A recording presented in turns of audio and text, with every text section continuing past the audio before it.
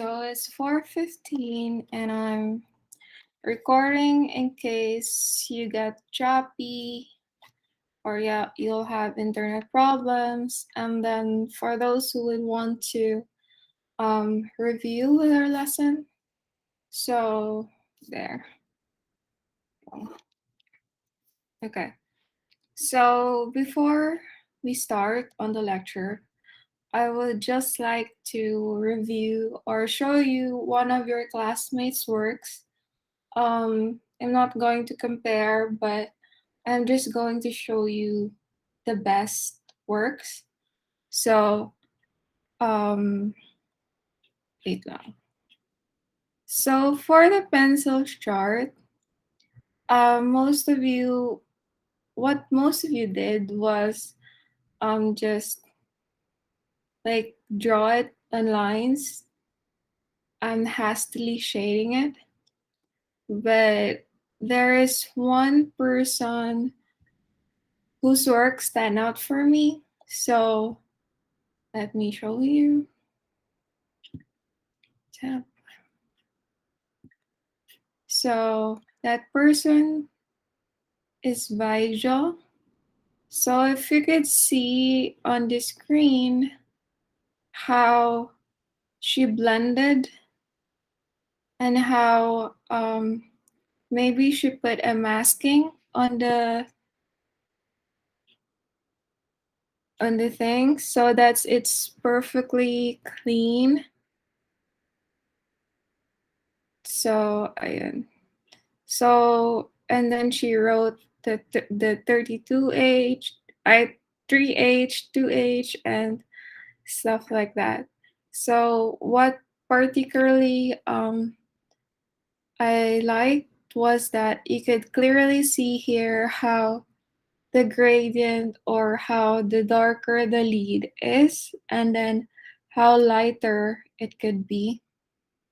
So so basically it's not always about how you do it, like how you are going to compose it, but sometimes it is also how you put in the skill to it and how you put the time and effort to actually deliver a very good plate.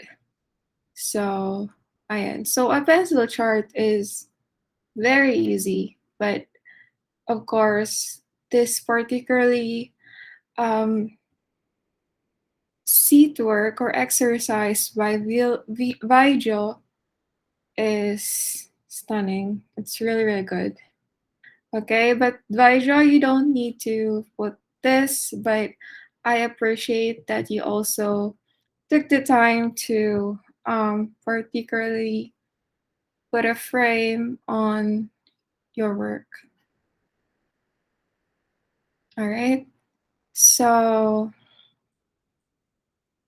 another um, another work tab is a plate without lifting the pencil. So I know that most of you guys have trouble with this, right? So this is the reference that I gave you. So it's a little bit hard, but I'm also surprised how some of you did it. Some of you weren't able to fully lift the pencil. I mean, we're not fully made the pencil glued to the paper. So some of you were still lifting the pencil. So this particular work by Kyle, I'm particularly amazed by it, and I want you to show how he did it. So let's turn off the sound. So you could actually see that he is using the scribbles to actually make the form of the person.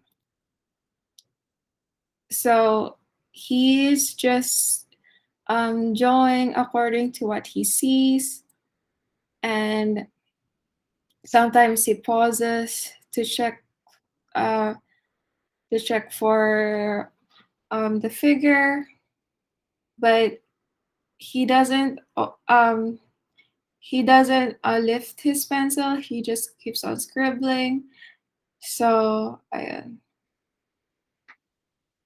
and then he goes over to make the some of the shades darker and stuff.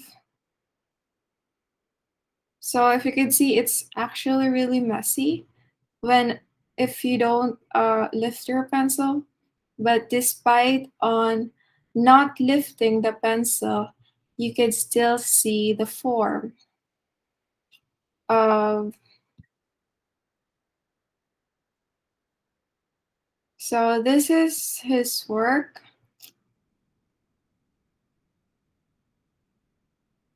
So ayan.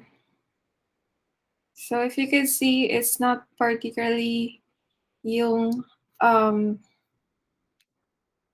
do you do it academic, or it's not very clean looking, but at least you could see there are a little bit of shading. You could see how the light, you could see some of the wrinkles. So that's what I wanted you to show on your plate. So this particular plate, I'm really amazed also. So do you have any comments, guys? What what are you thinking? Please share. Hello. Yes, Catherine. Ma'am, to be honest po, the third activity, which is you have to draw without lifting the pencil, it's quite tricky to be honest. Yes. So there are times like I had to repeat the activity again because I I can't miss the moments that I was lifting like my hand while drawing it, which is really wrong. So yeah, I Yeah. had to repeat.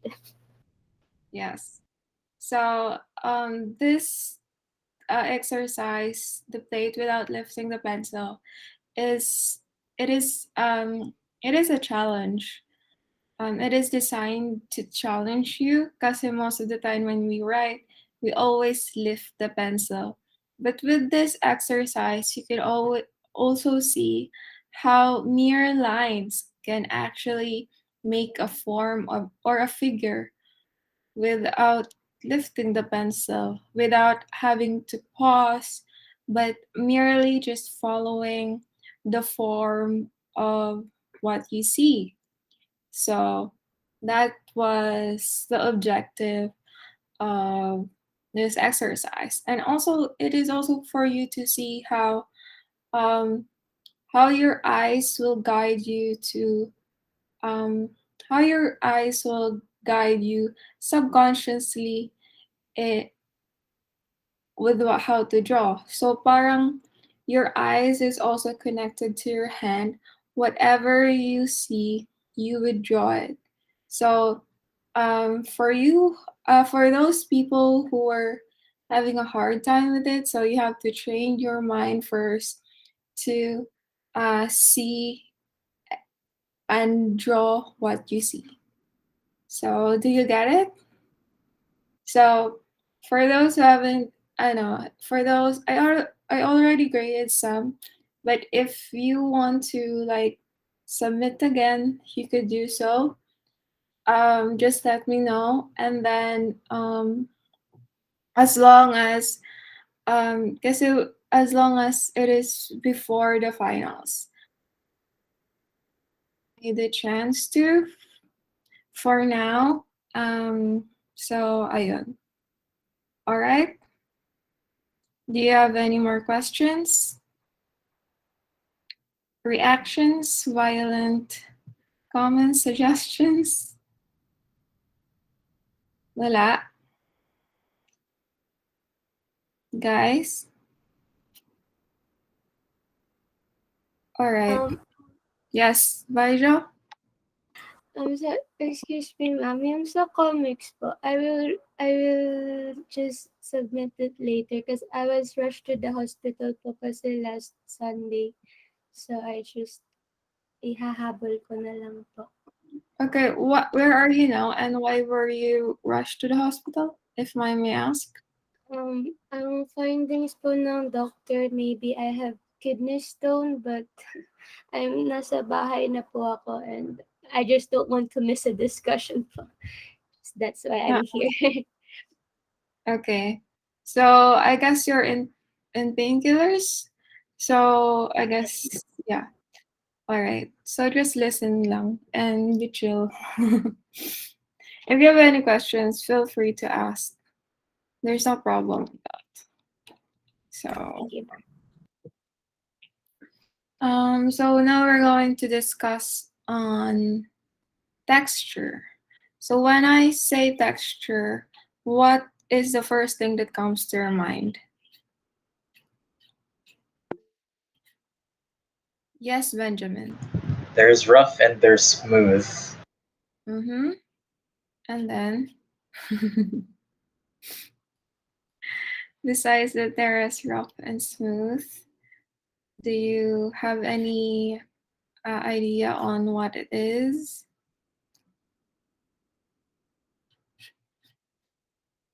Anyone besides Benjamin?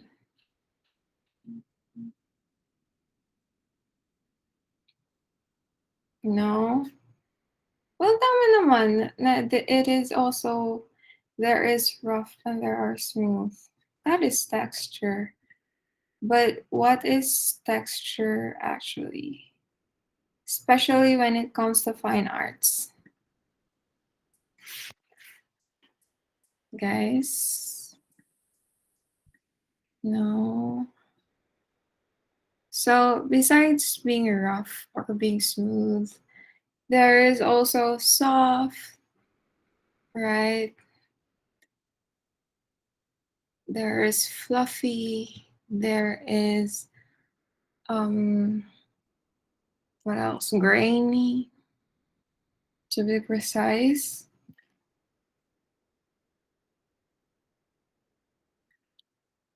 So, okay.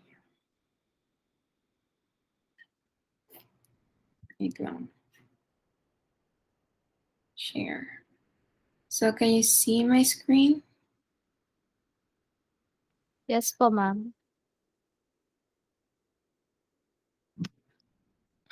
Okay.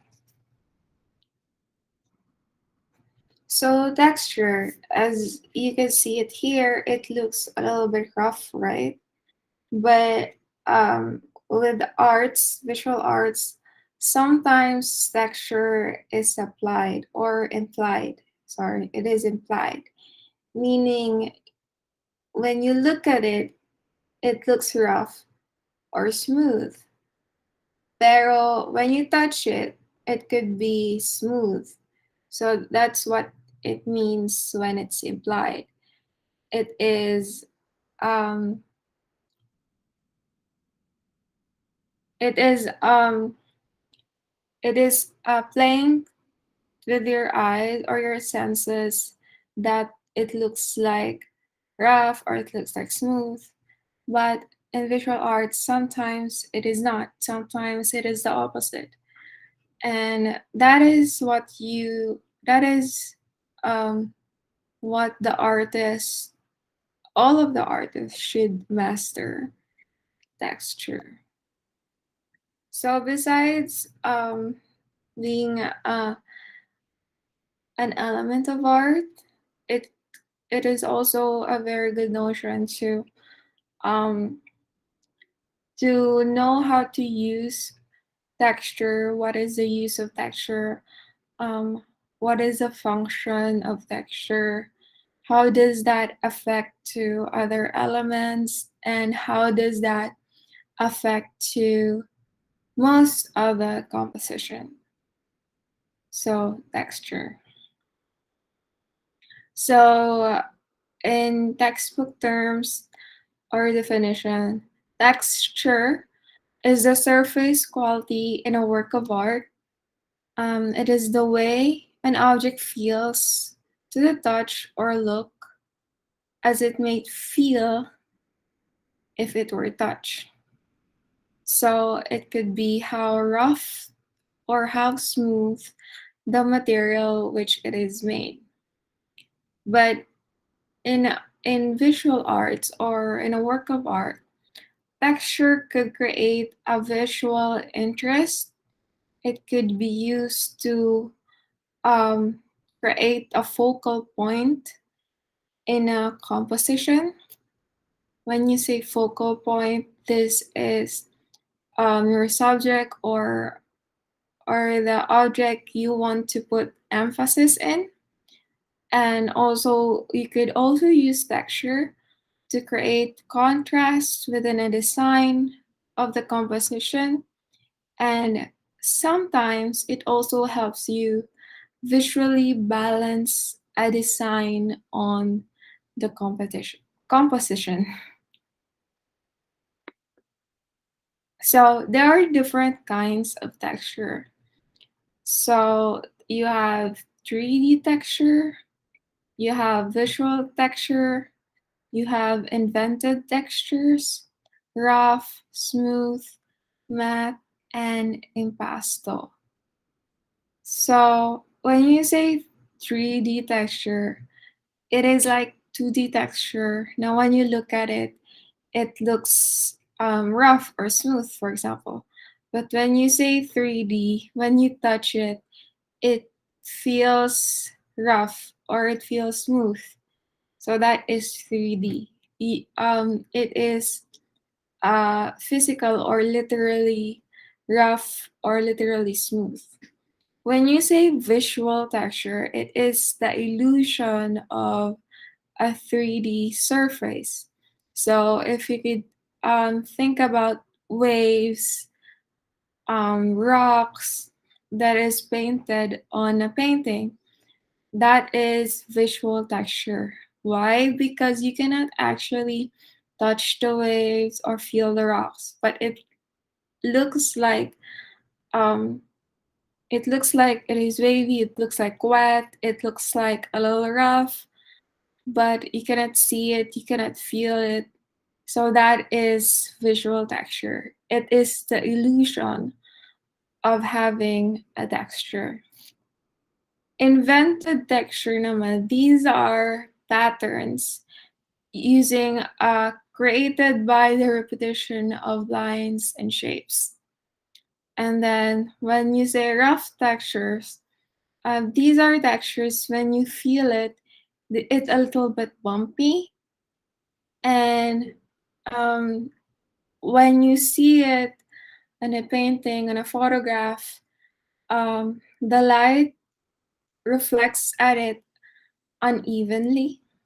But when it's smooth, it is not bumpy and the light reflects evenly. So that is the difference between rough and smooth.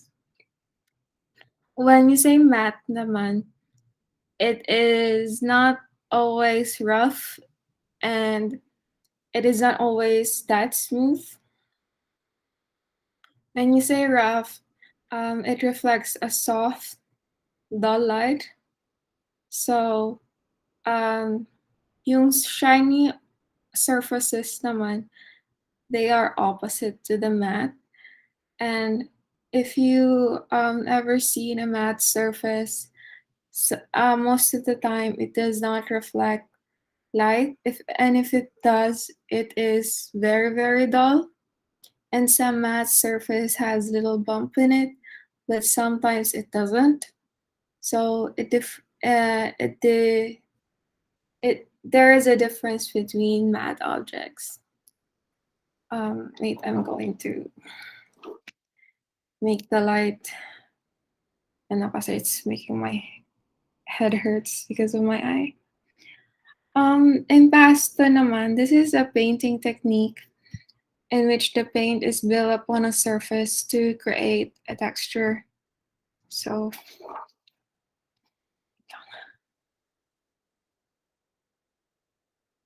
um, sorry, I have light sensitivity. So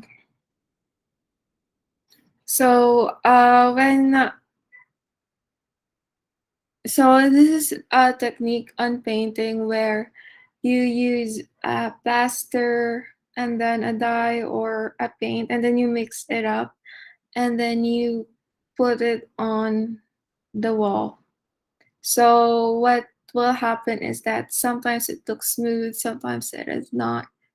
So sometimes it has the illusion of being very soft or very smooth, and sometimes it could also give an illusion of very rocky or rough surface. So that is impasto.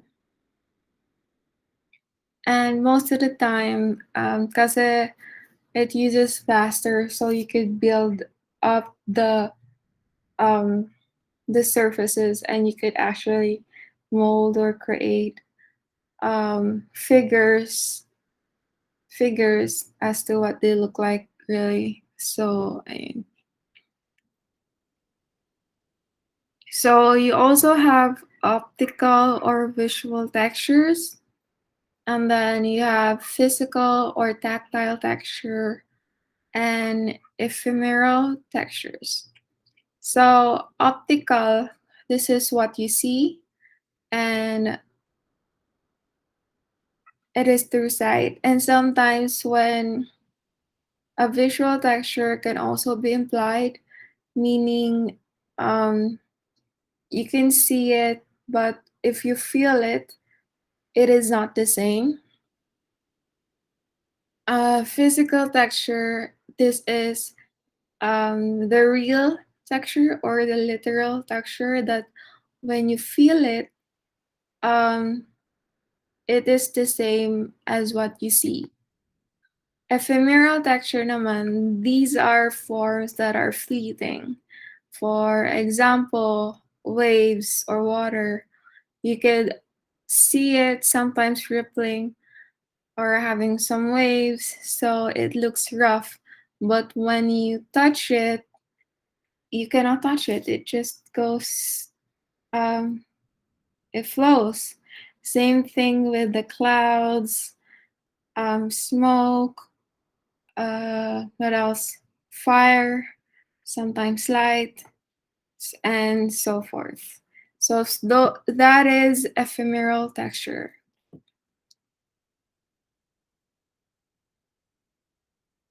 So, ba't parang umulit?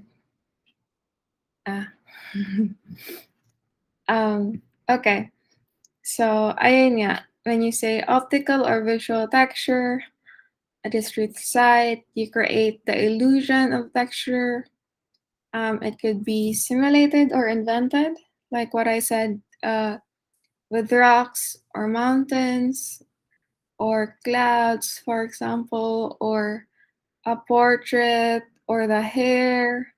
So it looks like it is something, but it's not. So it's, for example, a cat. The furs of the cat would look like a real fur. And the term here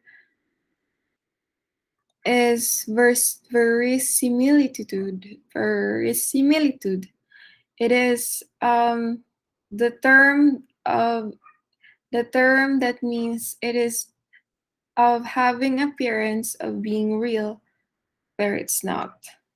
So, for example, painted insects and then drops of moisture on flower petals. So those are optical textures.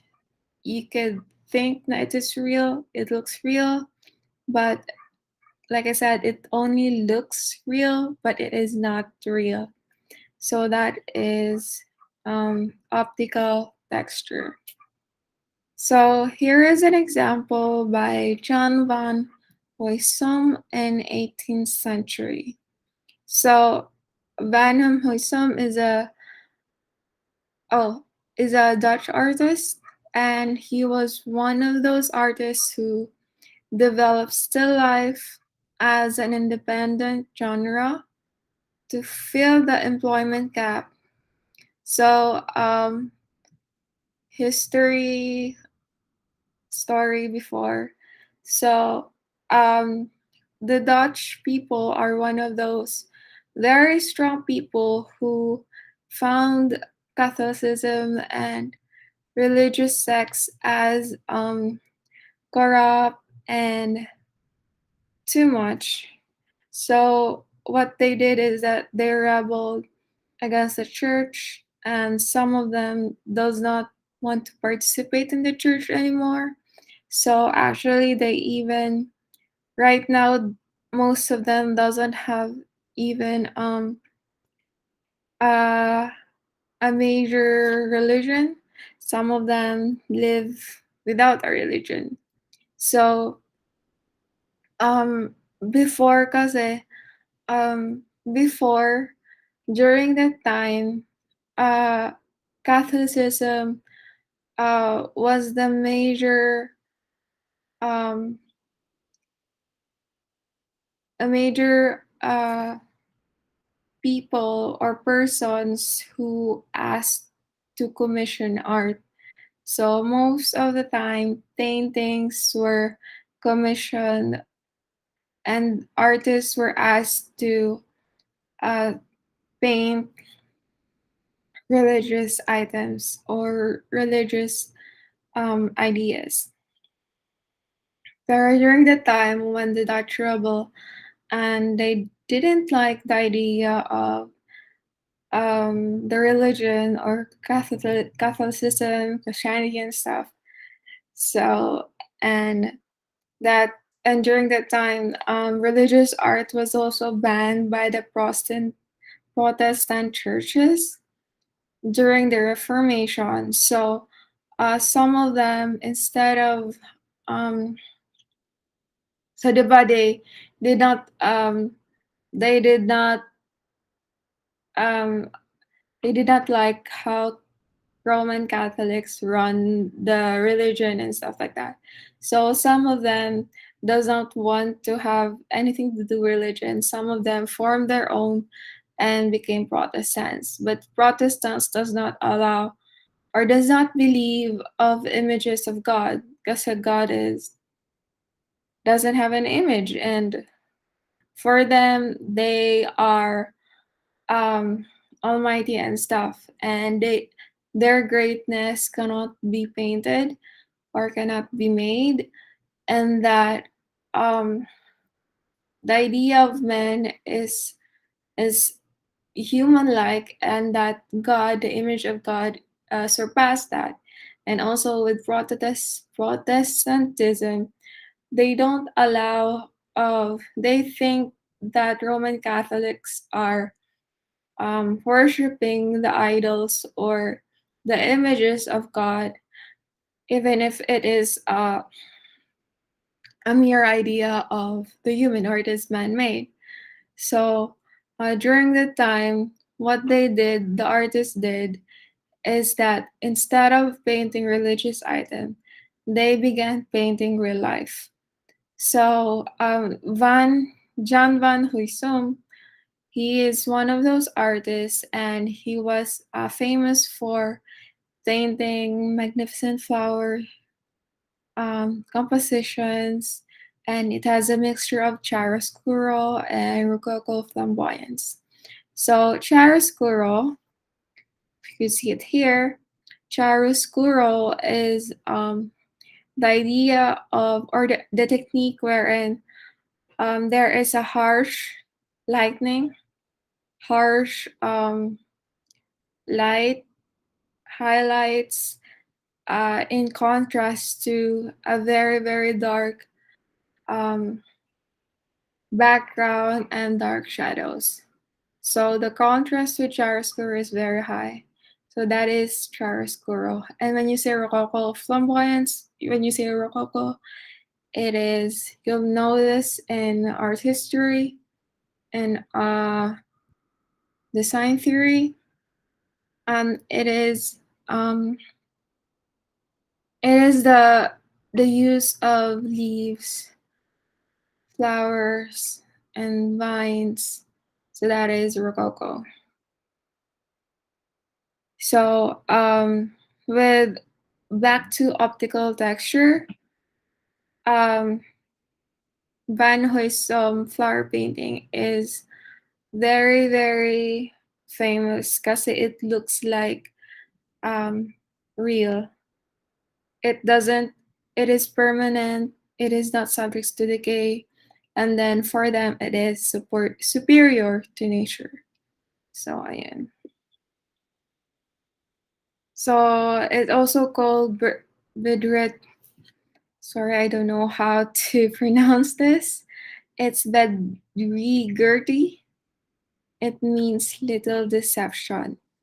So, kasi it looks very real and it doesn't, it looks very real, but it is not. So, ayan. So, another is Lucian Freud. So, he used a soft sable brush to render subtle variations of tone and textures of the eyes. So if you could see how the eyes are very impressive. And then he is focused on every square centimeter with Minton's head, yung mga micro expressions like the eye bags, the ears, the knot on his forehead, for example. Ganon. And it shows the psychological state of the subject. So yeah. And another is this by Dwayne Hanson. So if you can see, it looks like a photograph, right? But no, it is actually a sculpture. So this man here is a sculpture by Dwayne Hanson. I'm not sure where it is, but if you could see it close, it has naturalistic eyes, lashes, stubble, brows, gray hair, and clothes as well. So, and then he also uses the space in a bench and in a gallery. So it looks very, very real. And he made it with vanilla, oil, and then with accessories. So, ayan. So another kind of texture is the ephemeral texture. So again, these are fleeting forms that are subject to change, like clouds, smokes, flames, bubbles, and liquid. So for example, this is an example of ephemeral texture. Sorry. So this is an example, a painting by David Hockneys in 1937. You could see how the painting is flat, but you could see this one splash of brushes, and so it looks like there is a little bit movement. So what he did was that he took a photograph and then painted it. So I the ephemeral texture is the splash only, and then most of the time, ephemeral textures are uh, most of the time visible using photograph. Because with photograph, the movement is frozen in time. So, ayan. So you also have this physical or tactile texture. So if you see it on your screen, it is it is visual, right? Optical kasi when you touch the screen, it is soft or smooth. So but here this photograph, but when you when you touch it for real, if you're there on that scene, then you could say that this texture is tactile or physical. Because when you touch it, it is rough, and you know what it feels. So an example with painting is that when artists paint with expressive brushstrokes, so sometimes the texture there can convey physical and emotional energy. So an example is by Rothkoko or Vincent van Gogh, for example, The Screen by Edward Munch. So, ayun. And also, this could also be applied through mixed media painting, like when an artist uses a grain of wood or puts little sand on their painting, rust, coarseness of cloth, a net, what else? Glitter, beads, and so forth. And ayun, physical texture, an example is by Vincent van Gogh. So Vincent van Gogh is not only famous for his post-impressionist style, but also how he used very thick paints to give an illusion of his painting and then added detail to his painting. So if you look at this, how yung swirls can indicate his psychological state, and how his eyes unwinds just like his eyes, like or like how his jacket is swirling, almost seemingly blending into the background. So with the squirrels.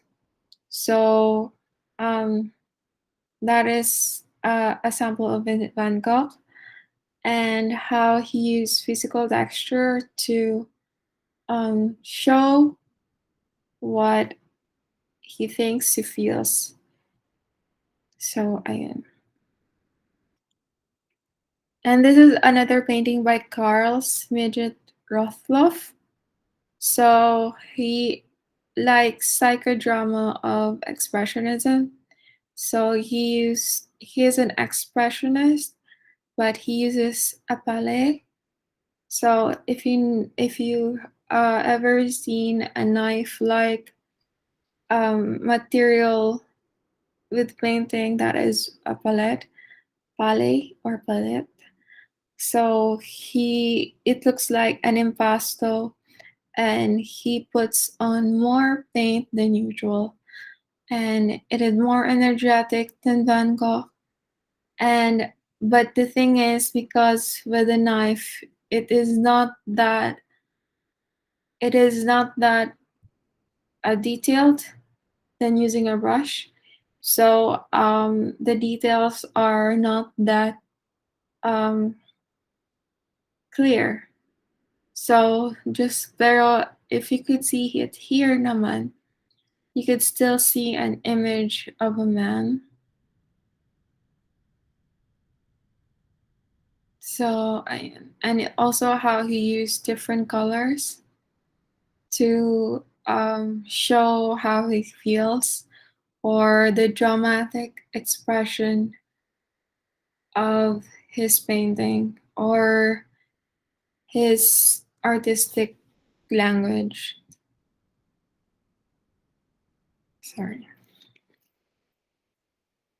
This is a physical texture by Max Ernst. So this is automatism. Automatism is when whatever comes in your mind, you do it. So in a way, automatism is a device to unlock the unconscious mind. So this is a photograph, or this is a photograph and of the painting or of the work. Pero when it was displayed, there's oil here, but there is also pieces of fabric. And you could see here there are flowers, branches, what else? What's this? Wood or paper and stuff. So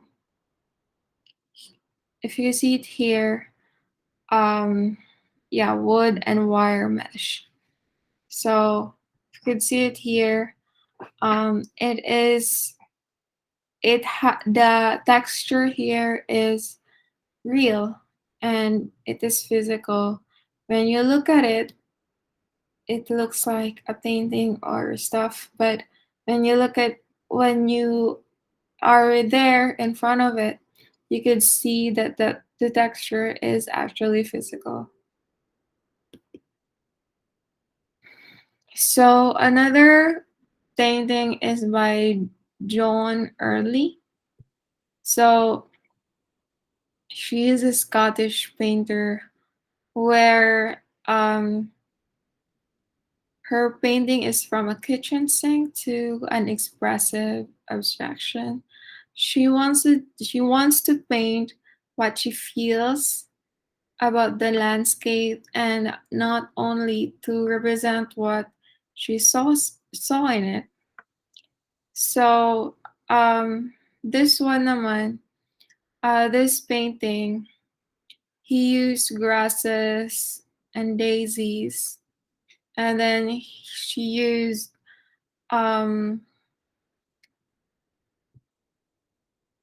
so it is oil painting with actual grass and seed heads.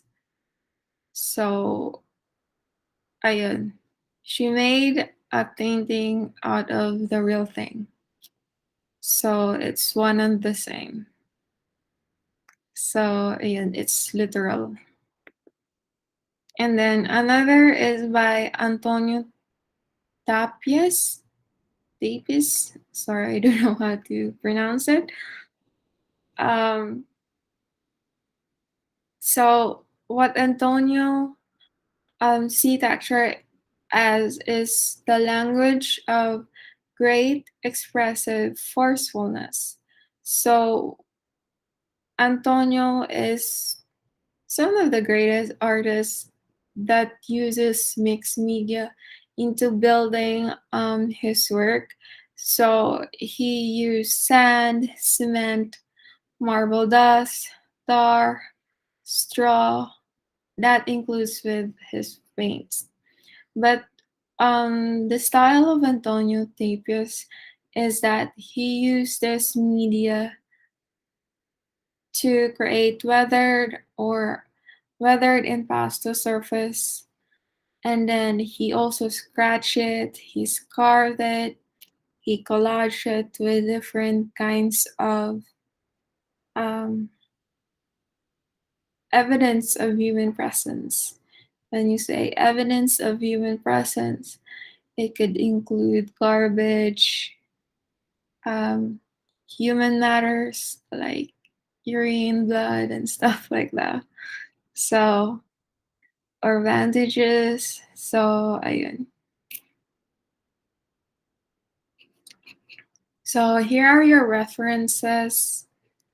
Do you have any questions? Do you understand what I discussed?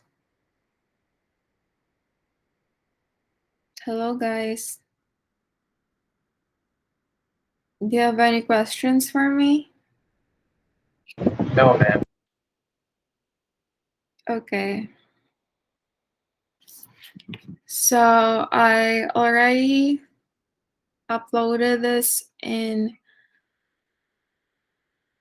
classroom, in classwork, and then the next for a couple of weeks until 8th of October. No, sorry. 20th of October, you're going, no, 15th of October, you're going to have exercises regarding texture.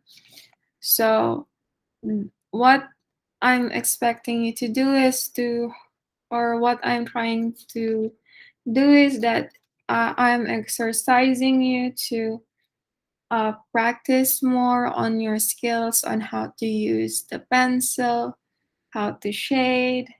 So what you're going to do is use mainly pencils. So on 29th of September, you're going to draw different kinds of textures that I'm going to give you. And then on October 1, you're going to draw glass. So the texture of glass, how light is going to affect the glass. For example, this is not glass. Anyway, so do I have glass? So here I have two different prescription glasses because my eyes suck. So if you could see it here, how glass can have different effects, especially when you could see my hand can morph. I mean, how this part can blur, how some parts can be clear, how lines can be wavy instead of straight, for example. So, ayan. That's what you're going to do, but what I'm going to make you um what I'm going to make you draw is a glass, half filled glass of water. But the glass of water should have ridges and stuff. So, okay? And then the next, on October 6th, you're going to look for dried leaves. If you don't have dried leaves, you have to dry the leaves. So I want you to paint. Do you know the front is very smooth, but the back there is like a vine, or what again? A skeleton. He called it a skeleton. So I want you to draw the skeleton of the leaves, and this includes the shading, the texture of the leaf itself. So it won't only be the skeleton of the leaves, but it includes also the leaves itself. How the light will affect the the leaves, for example. So, and how the shadows would be. Sorry, I keep on burping for some reason. So on October 8th, what you're going to do is draw your palm of the hand. So I want you to draw the little, even the little swirls, the little wrinkles on your hand.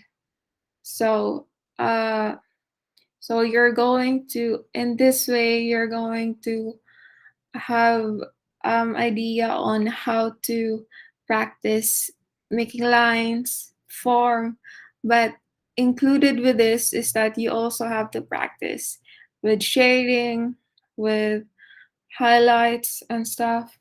So hand, okay, hand. And it's not always like that.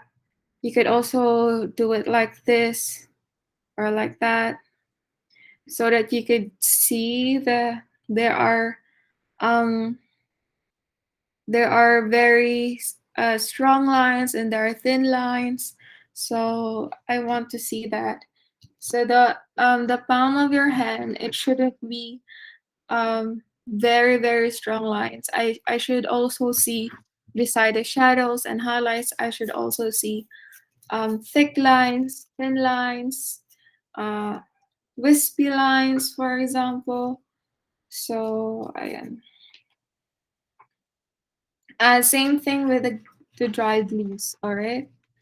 And then on 13th of October, I want you to draw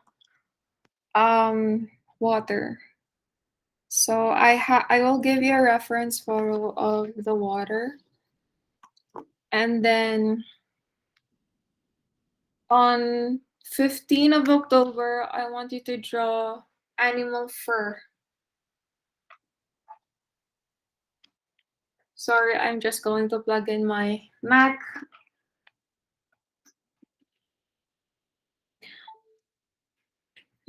Okay. So it's done for some.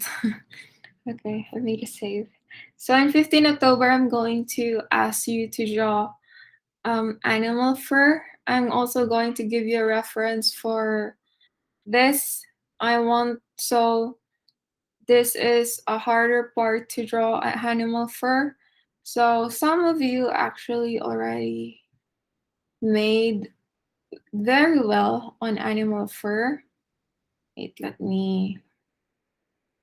So, wait lang.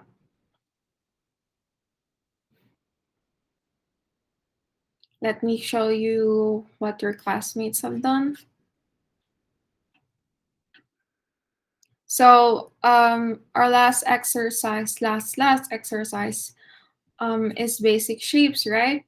So, I want you to see what your classmates have done. So,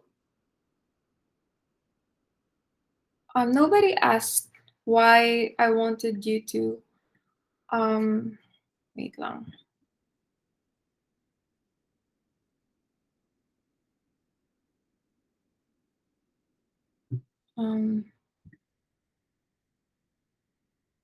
Di ba I wanted you to, wait lang, back. Classwork.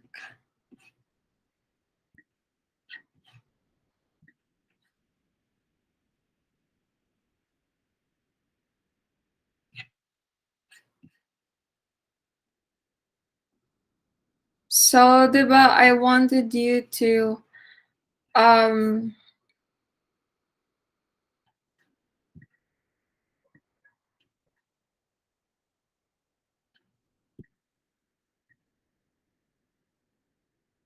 so I wanted you to pick some of these, right?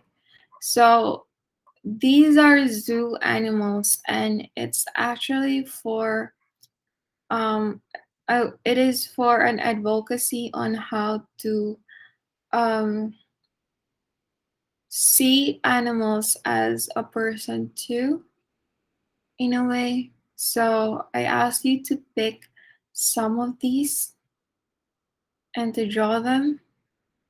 So, and some of you actually did a really great job.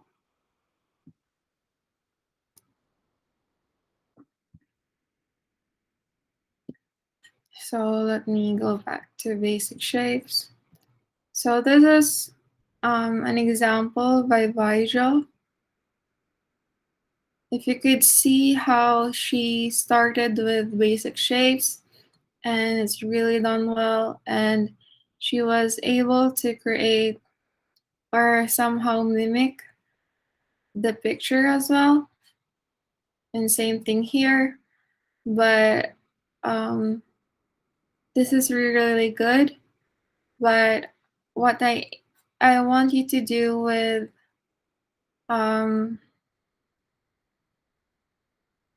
I want you to create more or try to do more with the fur, because some of you are are not are still struggling with how to draw fur.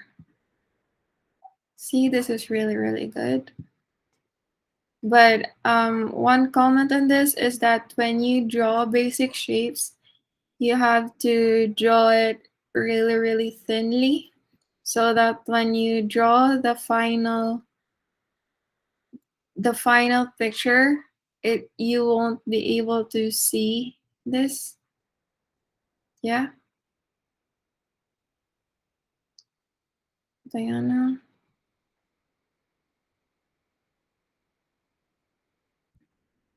So Diana, please add one more. So ayan. See, I want. So on October 15, we're going to do more than the outlines lang. So this is by Kyle.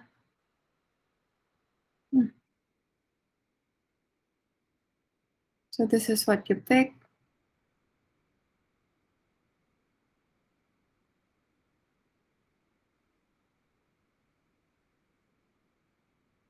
So ayan.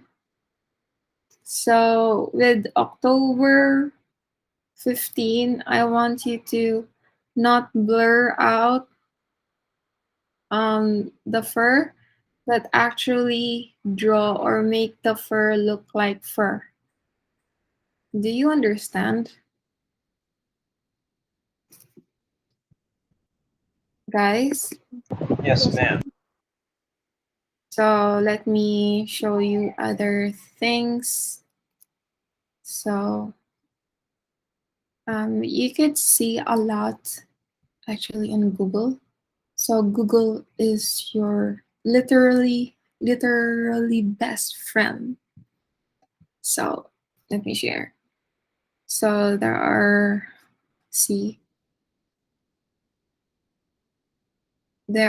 short drawing tutorials, and then there are do's and don'ts. You could check them out. So I want you to draw detailed fur on October 15. So ayan. So most of you, diba, blur this out, shaded this. So it's okay for now with basic shapes because I only asked you to make best basic shapes. But on October 15, we're going to do this, and I'm actually excited to see how you're going to do it. So, okay, that's up to October 15, and then I'm going to see you on October 20. Is that clear? Guys? Yes, ma'am. this will be our last meeting, ma'am, for our synchronous. No. Or then we'll meet for October 20. Am I right? Sorry, I was confused. We're going to meet on October 20th, but I'm going to post for scheduled updates on when we're going to meet in between. Because of course we're not going to not meet until October 20. That would be so. Okay. So I'm going to check in on you, pero when I check in, it's going to be really quick. It won't take an hour, for example. So, and of course, are you also need some consultation, right? If you want to ask me how to do this, you have to ask some tips, for example, then I'm free for that. So I will schedule a meeting to check in on you in between. But our synchronous class would be on October 20, and yun, dire-diretso yung class natin. We're not going to stop and meet and stuff. So in between uh in between those days before October 20, we're going to meet pero not a whole hour. I'm just going to check on your progress. Ganon. So, is that clear? Do you have any problems? Yes. No questions? Guys? None, ma'am. All right. So, I'm going to post the activities now. So if you don't have any questions, class dismissed. Thank you, ma'am. Thank you, ma'am. You're Thank you, welcome. ma'am. Bye bye.